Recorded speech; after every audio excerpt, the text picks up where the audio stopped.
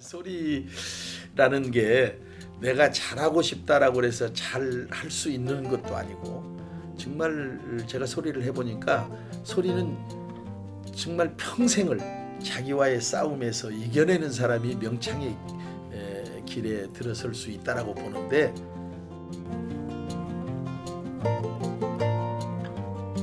1992년 3월 소리의 고장 남원 지리산자락의 터를 잡은 국립민속국악원은 우리의 민속음악을 보존 전승하는 본거지입니다. 전통의 숨결과 우리 음악의 멋이 살아있는 문화공간, 이곳을 이끄는 문화의 가교자 명창 왕기석 원장을 만나봅니다.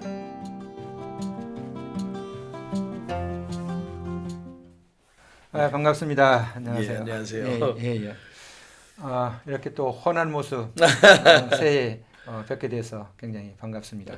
감사합니다. 문화의 가교자 역할을 좀 하시는데, 네. 우리 왕기석 명창 네. 원장님이라고 해야 되나요? 명창이라고 해야 되나요? 괜찮습니다. 예. 이곳에 부임하신 지가 지금 얼마나 되시죠? 제가 2018년 5월 28일자로 네. 왔으니까요. 1년 한 반이 좀 넘었네요, 벌써. 네. 그럼 그동안 어떤 일을 주로 하셨는지? 정말 뭐 별로 한 것 없이 이렇게 시간만 가버린 것 같아서 마음이 좀 조급해지긴 합니다.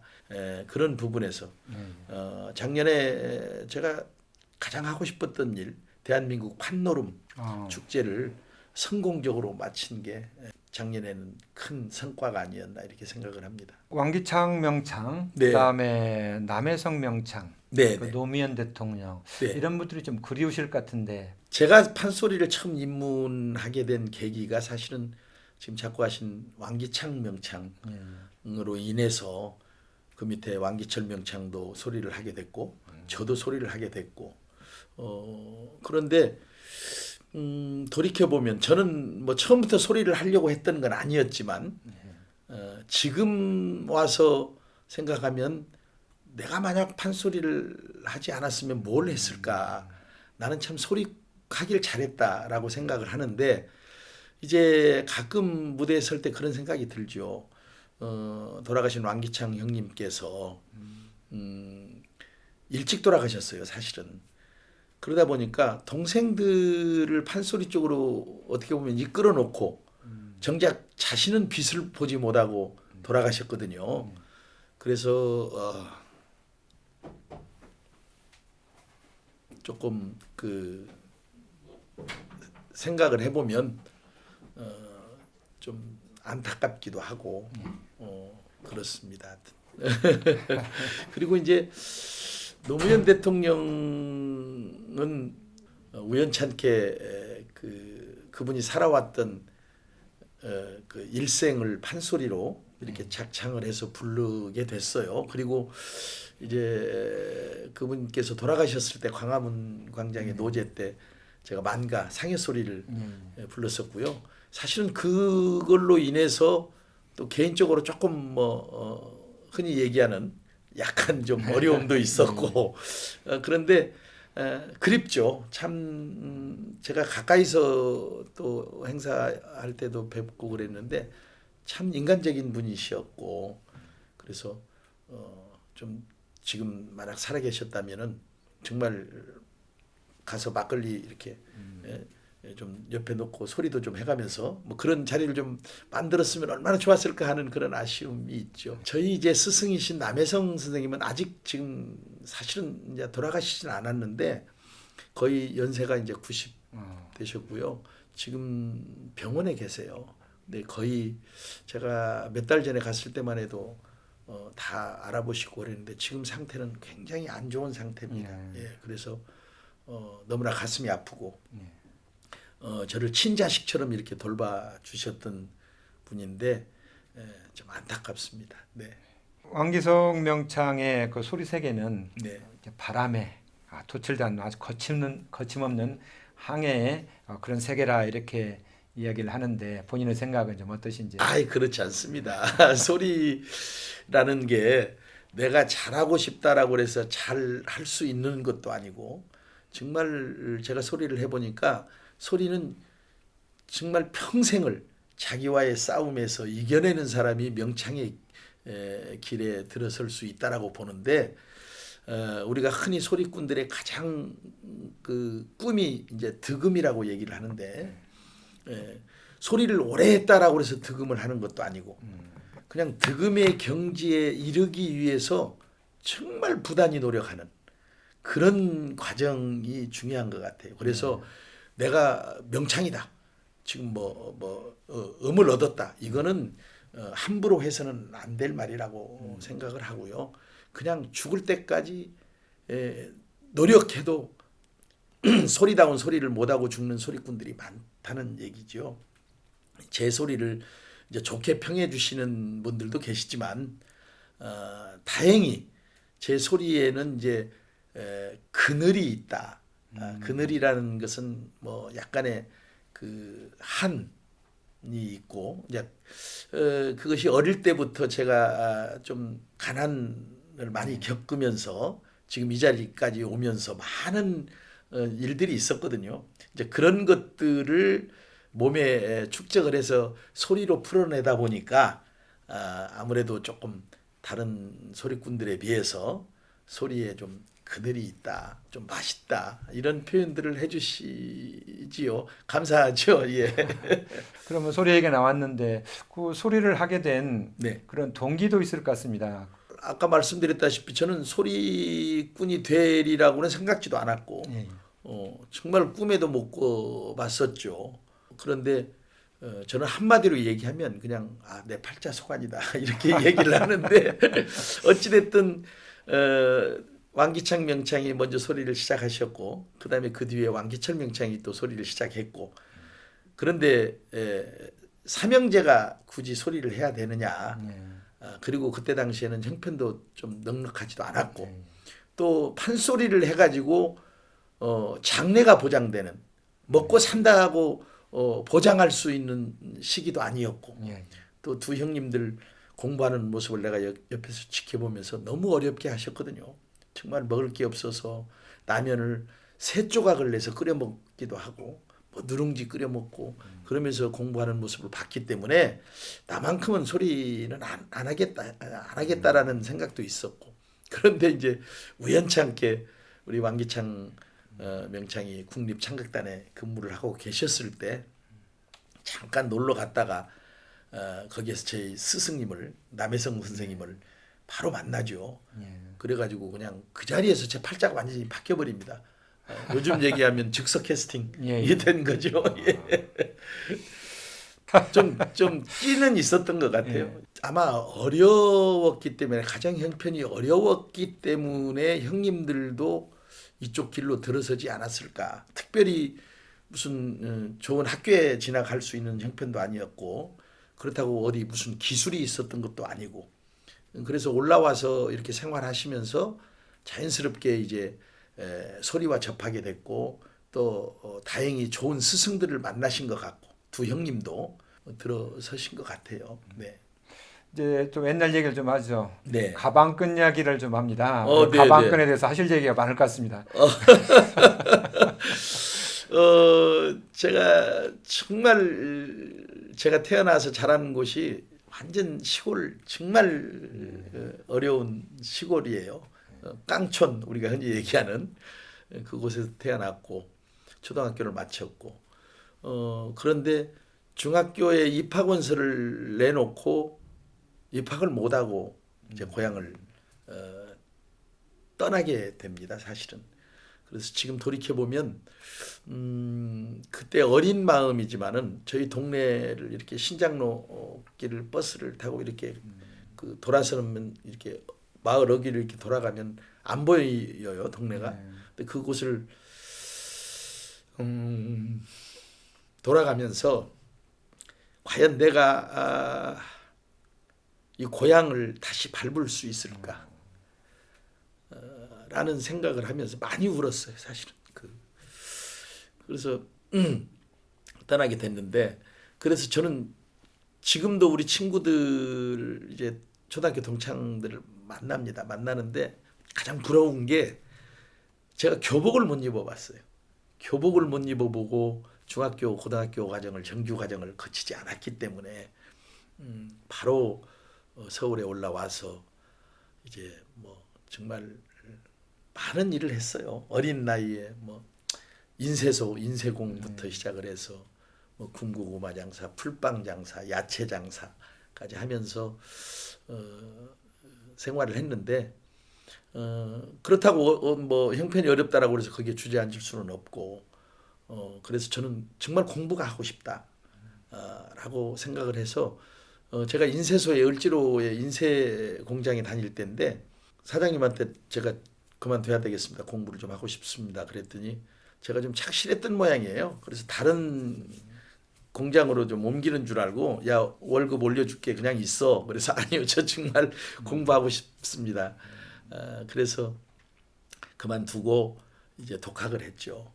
그렇게 해서 중학교 과정 3년 검정고시로 했고 그다음에 바로 이어서 또 고등학교 과정도 3년 를 뭐 거의 한 뭐 1년도 안 되는 기간에 검정고시를 해서 중고등학교 과정을 마쳤고 그리고 이제 81년도에 대학 진학 기회가 있었는데 너무 어려웠어요. 그냥 학교에서 뭐 4년 동안 반장학금을 준다고 제의를 하셨는데 그것도 낼 형편이 안 돼서 사실은 학업을 포기를 하고 국립극장에 계속 다녔죠. 그러면서도 정말 공부에 대한 그런 생각은 항상 넣고 있지 않았기 때문에 가슴에 품고 있었기 때문에 81학번이 97학번이 됩니다. 그래서 97년도에 제가 대학에 진학을 했고 한 김에 이왕 늦게 한 김에 좀 더 좀 하자. 그래서 대학원까지 이렇게 마치게 됐습니다. 그래서 뭐 학업에 대한 것은 내가 정말 공부를 하고 싶었고 또 내가 하고 싶었던 공부를 어느 정도는 마친 것 같아서 참 다행스럽게 생각을 합니다. 이야기를 듣다 보니까 참 가슴이 뭉클합니다. 네. 그런 어려운 역경 속에서 이렇게 살아오셨기 때문에 소리에 그런 처절한 한이 네. 새겨져 있지 않나 이런 생각이 듭니다. 전북 무형문화재 제2호 판소리 수군가 보유자시면서 네, 네. 또 전라북도 무형문화재 협회 연합회. 연합회 좀 회장직을 네, 작년에 좀 맡으셨는데 네. 큰 꿈이 있다면은 무형문화재로 지정을 받는 거겠죠. 예, 근데 사실은 저희 스승님이 국가무형문화재 수군가 예능 보유자세요. 또 제가 가장 큰 제자였고 서울에서 있으면서도 또 전수장학생도 했고 그런데 뭐 제가 꼭 문화재가 되어야 되겠다라는 생각은 하지 않았었어요, 사실은.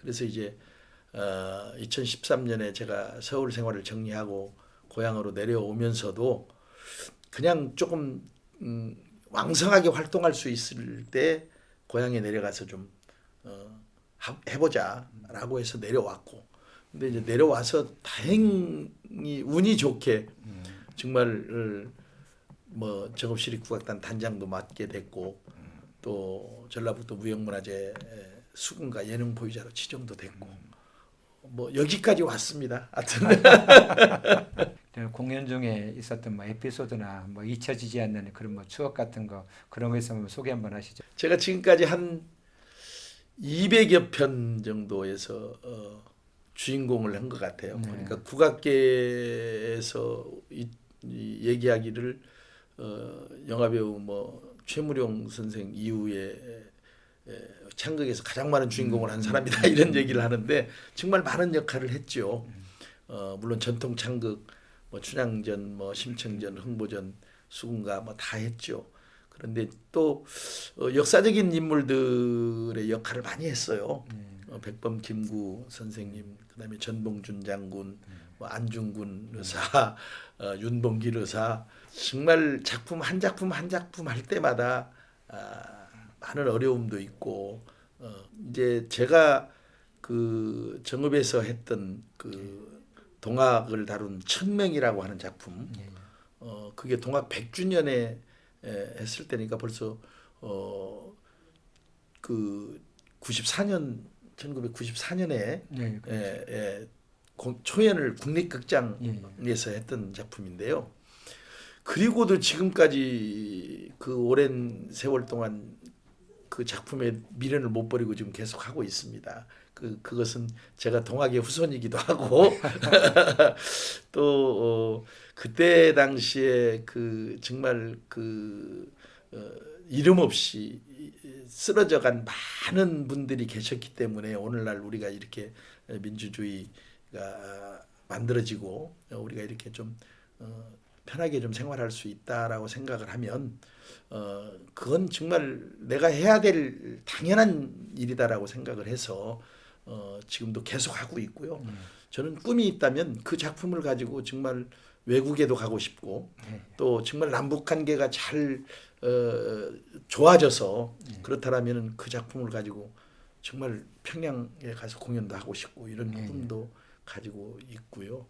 그다음에 작년에 이제 3.1운동 100주년 임시정부 수립 100주년 기념으로 지리산이라고 하는 작품을 올렸습니다. 사실 지리산이라는 게 우리 현대사에서 정말 빼놓고 갈 수 없는 정말 많은 것들을 그렇죠. 품고 있는 어머님 같은 그런 산이잖아요.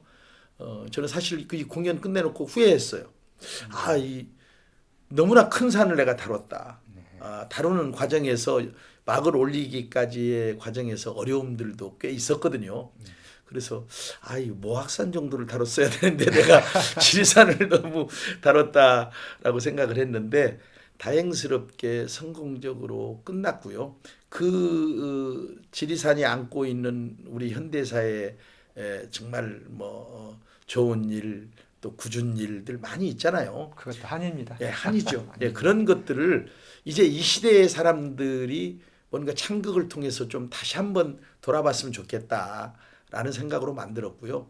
올해 이제 3월 달부터 4월까지 그 작품을 좀 더 수정 보완해서 투어를 합니다. 서울, 화성, 세종시, 대전, 경남, 진주까지 이렇게 일정이 지금 다 짜여져 있습니다.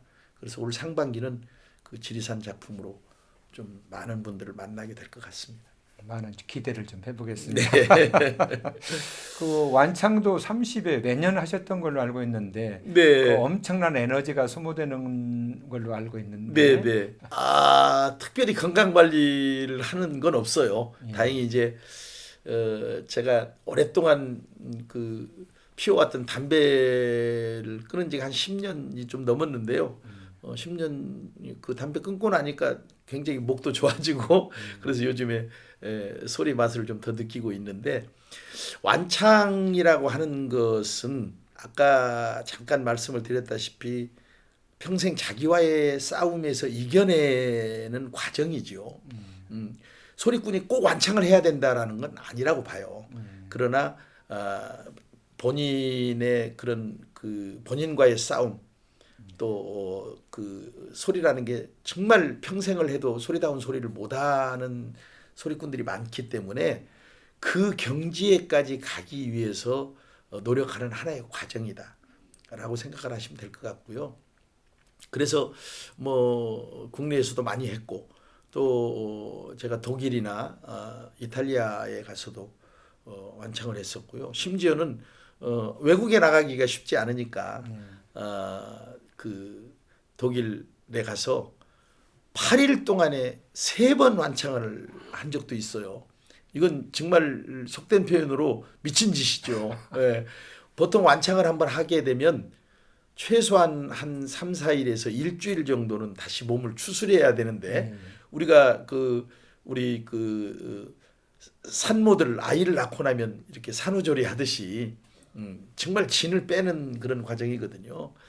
그런데 이제 겁 없이 한번 도전해 보자. 왜 그러냐면 간 김에 정말 그분들한테 한 명이라도 좀 더 우리 소리를 좀 들려주고 싶다라는 욕심에 3번을 잡았어요. 심지어는 오늘 완창하고 하루 쉬고 내일 모레 완창하는 그런 일정도 잡았는데 되더라고요. 또 물론 이제 좀 목 상태는 좀 조금 힘들었지만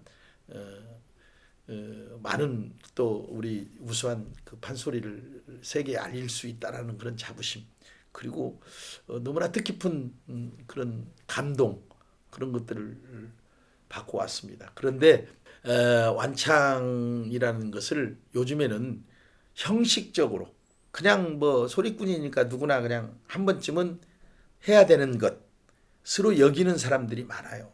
그런 완창은 저는 안 했으면 좋겠어요. 정말 본인이 노력을 해서 본인의 어떤 그 기량 향상을 위해서 뭔가 도전한다라는 생각을 가지고 완창을 해야지, 그냥 처음부터 끝까지 소리를 한다라는 의미의 완창은 별 의미가 없다. 가장 중요한 건 완창은 퀄리티다. 정말로 실력이 중요한 것이지 몇 시간을 했느냐가 중요한 건 아니다. 그래서 가끔 어린 아이들 막 무슨 국악 신동인이 해가지고 막 완창 막 시키잖아요. 그거 시키면 안 돼요. 저는 그 아동 학대입니다. 예. 아이들은 아이들의 나이에 맞는 소리가 있어요. 그 아이들한테 몇 시간씩을 강제로 시켜가지고 완창을 해라? 나는 그건 정말 그 무슨 의미가 있겠느냐? 의미 없습니다. 소리라는 건 말씀드렸다시피 그 어릴 때부터 시작을 했더라도 살아가면서 인생의 어떤 그런 희로애락을 본인이 다 체득하면서 체험하면서 느끼는 것을 소리로 풀어내는 거거든요. 그러면 아기 때는 아기 때 소리를 하는 게 맞는 거고 10대는 10대에 맞는 소리가 있을 것이고 뭐 그런 과정을 겪어가는 건데 어떻게 아기한테 50, 60 먹은 사람처럼 완창을 해내고 그런 소리를 요구를 한다는 건 그건 있을 수도 없는 일입니다. 그래서 완창은 너무 거기에 그 집착할 필요도 없고 평생 하는 과정에서 본인의 실력 기량 향상을 업그레이드 시키는 쪽으로 정말 더 좋은 소리를 들려주기 위한 하나의 방편으로 생각을 해야지, 그냥 거치는 그런 형식적인 완창은 하지 않았으면 좋겠다, 이런 생각입니다. 아무튼 소리도 왕이시지만 건강도 왕이신 것 같습니다. 흔히 뭐 얘기하기를 왕기철 명창님 또 왕기석 우리 원장님 형제잖아요. 네, 네, 왕기철 원장님 소리는 네, 청주와 같고 네, 그 왕기석 명창님의 소리는 탁주와 같다. 네, 네, 한 형제인데도 네. 그런 표현에 대해서는 어떻게 생각을 하십니까? 왕기철 명창이요. 목이 참 좋습니다. 타고나기를 선천적으로 좋은 목을 타고났어요. 맑고 아주 고음도 잘 구사를 하고, 그런데 저는 사실은 중저음을 많이 구사하는 쪽이에요. 그래서 한때는 속으로 그랬어요. 전 부모님을 원망한 적도 있어요. 아니 똑같은 자식인데 아이 같이 주지 목을 말이야. 형한테는 저렇게 좋은 목을 주고 나한테는 이렇게 안 줬을까라는 생각을 했는데 역시 모든 사람들이 형제간이라고 하더라도 물론 생각도 다르지만 음악적인 어떤 그런 자질이나 또 타고난 그런 것들은 다른 것 같아요. 예. 그래서 저는 저대로 내 타고난 대로 그 대신 탁배기 같다라는 것, 탁배기 같으면서 좀 그늘이 있다, 한이 있다라는 것은 정말 어린 나이부터 이렇게 그 많은 그 고생이라면 고생이지만 그런 과정을 겪어왔기 때문에 좀 더 좀 탁배기 같은 그런 맛이 난다라는 얘기를 하시는 것 같아요. 네. 여러 가지 긴 시간 또 이렇게 말씀해 주셔서 감사합니다. 새해 또 신년 초고 그래서 네. 우리 민속국악원 네. 1년 뭐 계획이랄까 프로그램 이렇게 자랑할 만한 것이 있으면 소개를 좀 한번 하시죠. 네, 이제 다음 주에 저희가 그 국악으로 여는 새해, 그래서 신년 음악회가 준비가 돼 있고요. 올해도 역시 많은 공연들이 준비가 돼 있습니다.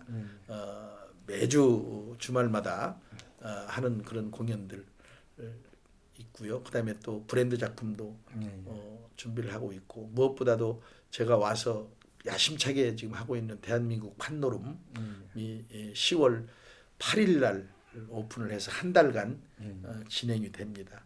그 많은 작품들을 저희들은 국립기관이기 때문에 국민들한테 또 우리 남원 시민들한테 정말 좋은 작품을 보여드리는 것이 우리의 역할이기 때문에 올해도 좋은 작품으로 찾아뵙도록 준비하고 있습니다. 예. 오늘 금년 한 해도 또 더 건강하게 네, 또 우리 민속국악 마른 프로그램으로 네, 저희 도민들 또 예. 우리 국민들께 그 좋은 작품 이렇게 보여주시기를 좀 부탁드리겠습니다. 열심히 오늘 말씀 하겠습니다. 감사합니다. 감사합니다. 새해 복 많이 받으세요. 네, 감사합니다. 민속음악의 본거지인 국립민속국악원에서는 판소리, 산조 등 다양한 전통음악과 민속춤, 연희를 만날 수 있습니다. 다양한 공연을 통해 우리 음악의 아름다움을 느껴보시고 이곳을 이끄시는 문화의 가교자 왕기석 명창의 기운찬 판소리만큼 국립민속국악원이 새해에도 우리 삶 속에 전통예술을 꽃피우는 큰 울림이 있기를 기대합니다. 네, 소리는 정말 내가 잘하고 싶다라고 그래서 잘하는 것도 아니고 또 열심히 한 만큼 본인이 노력한 만큼 한 걸음씩 이렇게 실력이 향상되는 것이기 때문에 너무 성급한 마음을 갖지 마시고 정말 죽을 때까지 자기와의 싸움에서 이겨내는 사람이 명창의 길에 들 수 있거든요. 그러니까 조급하게 생각하지 마시고 주어진 여건에서 최선을 다해서 노력하다 보면 분명히 좋은 소리꾼이 될 수 있으리라고 생각을 합니다. 예, 여러분 열심히 하십시오.